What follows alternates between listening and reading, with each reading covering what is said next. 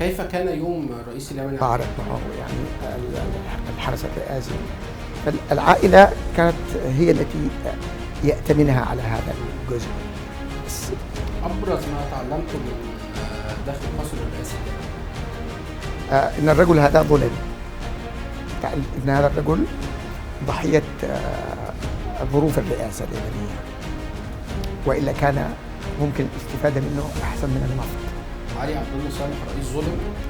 رئيس ظلم أكيد، لأن عقله وملكاته كان يمكن الانتفاع منها بطريقة مختلفة تماما 180 درجة، وكان حيطلع لنا يعني شخص محبوب وقادر على أن يقدم للتنمية وللازدهار في بنية تحتية اقتصادية قوية.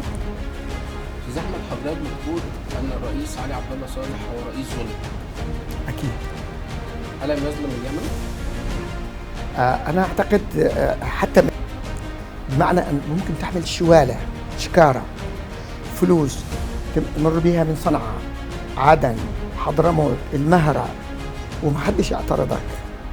2، إذا جأرت بالشكوى لظلم أيا كان هذا الظلم من ابنه أو من أخوه أو من أحد المشايخ أو كذا، قد لا يضر هذا الشيخ ولا الابن، ولكن يعالج المشكلة.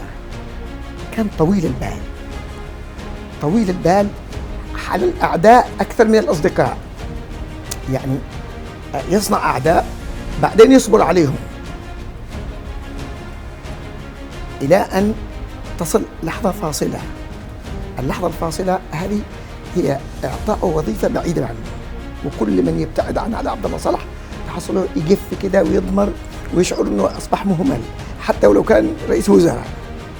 يعني علي عبد الله صالح كان معاه كاريزما ومعاه موهبة إدارة الآخرين لم توظف